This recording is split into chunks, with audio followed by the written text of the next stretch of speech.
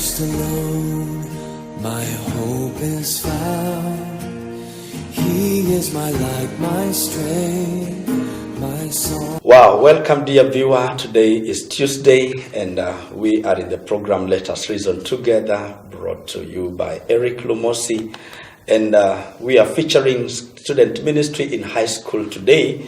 We are going to talk on a topic, worship in schools.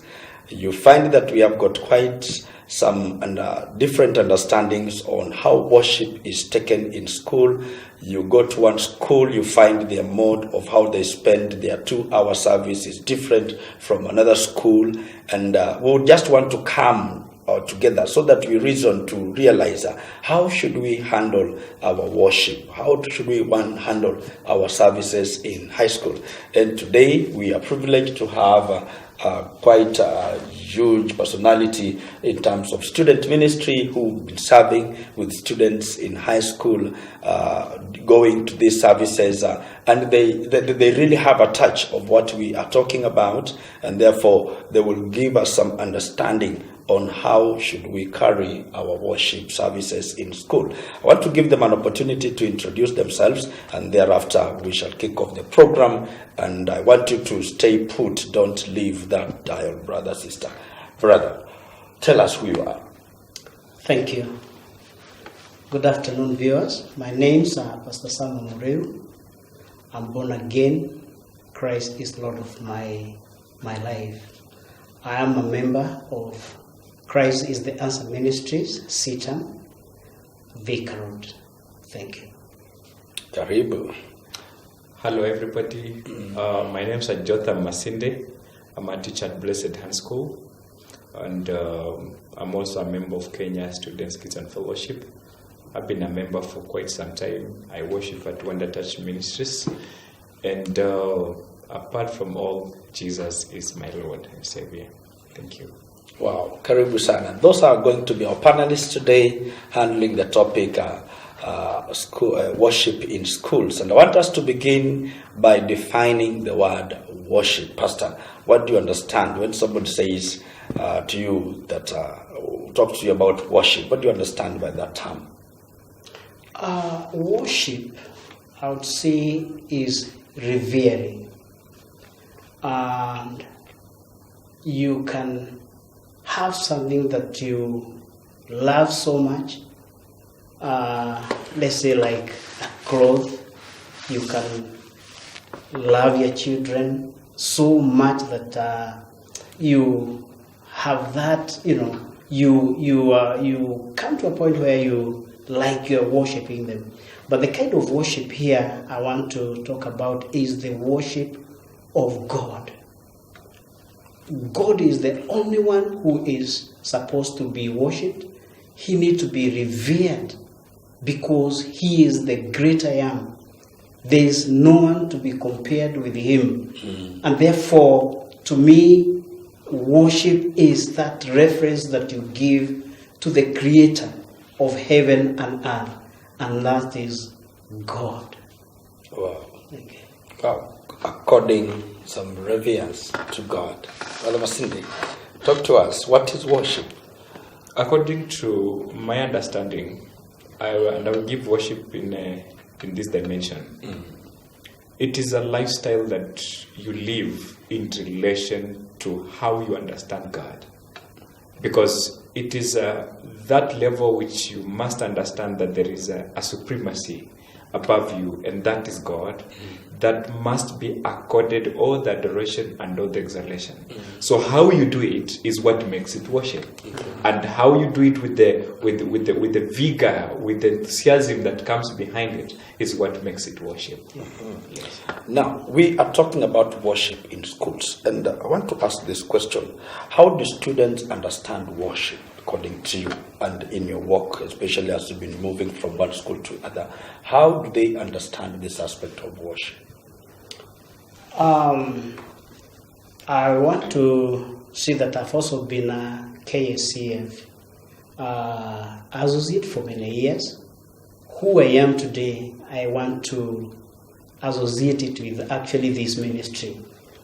And as I've moved in different schools, my understanding and what I have observed, many students think worship is that,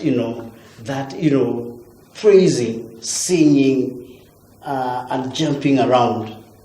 I think that's what I would say for now.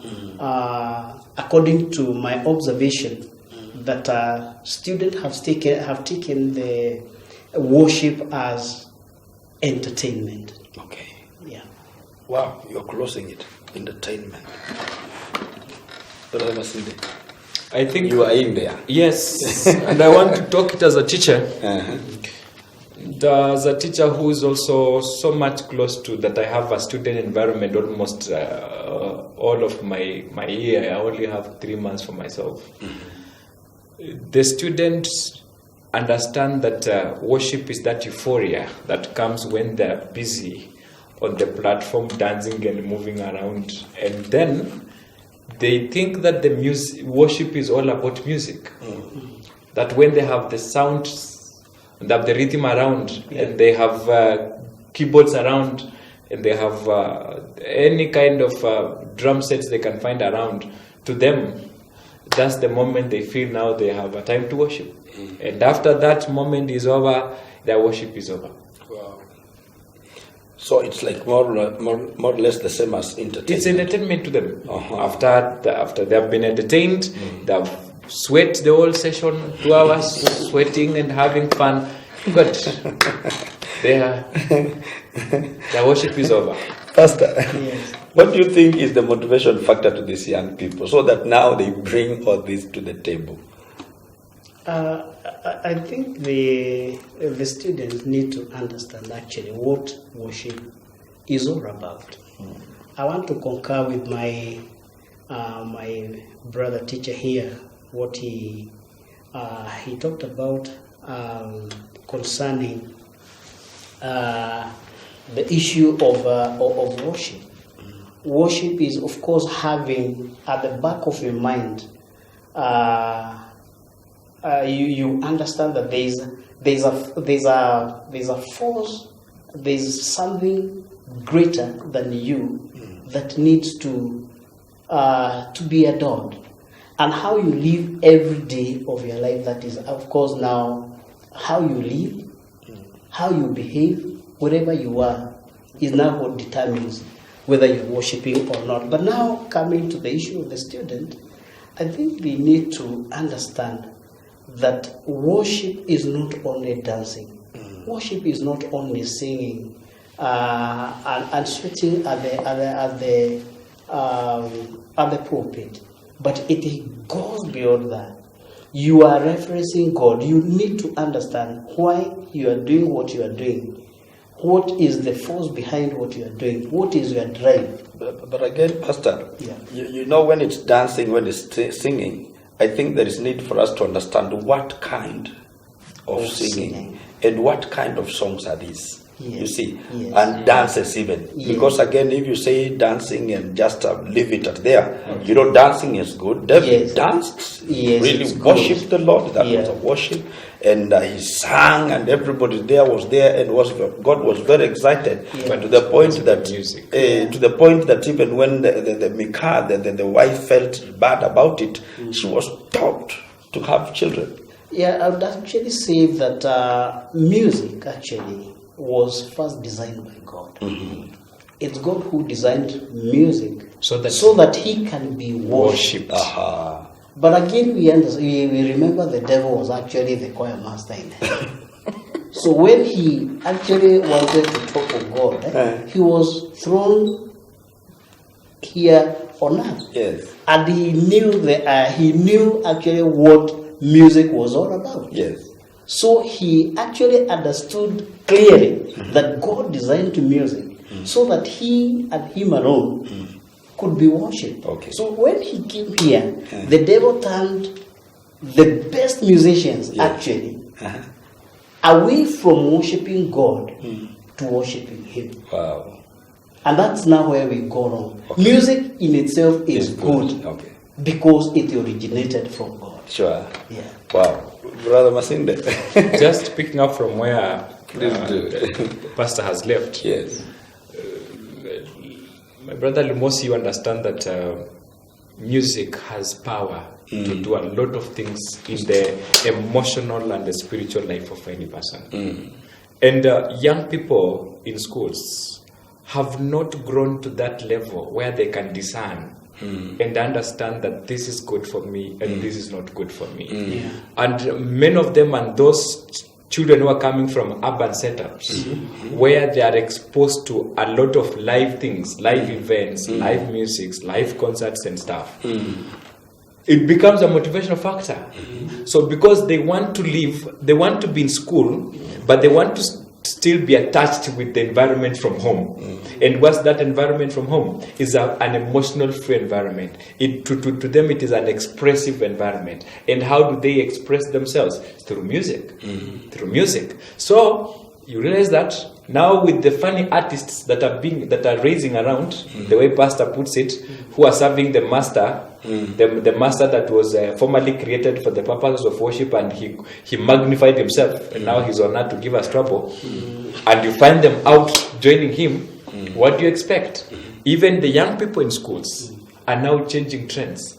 Worship in schools has become more musical, and it is motivated by the fact that many of them want to identify themselves with specific musicians, specific trends of worship, specific trends of doing things, because their emotional life is being gagged around that place. You're bringing up the aspect of the artists. Yes. So it's like now he's making up his empire. Yes. And my fans. Yes. So that now it's no longer a fan to worship God. It's a fan to worship now. Yes. Celebrity syndrome. It's now celebrity syndrome versus now the emotional breakdown. Yes. And now worst of it all is the lack of direction that many young people in schools are not being given. Wow. And you understand now, dear viewer, that now the music is very emotional. It's something that is very touchy. It is able to drive somebody. Remember, sometime there could be a song. There used to be a song that a lady could sing, and she doesn't know even this composer. And when she sings that song, she begins to cry. And she cries completely. She is so much sold into that song until you see her change her mood and everything about her. And we're talking about like now that syndrome that now affects somebody. So these students getting the music outside there, and then bring it on the altar, in the church, in the school, and expecting that is a worship to God. Wow. I think we want to get deeper into this. I want us to go for a short break and then come back soon thereafter. God bless you. In Christ alone, my hope is found.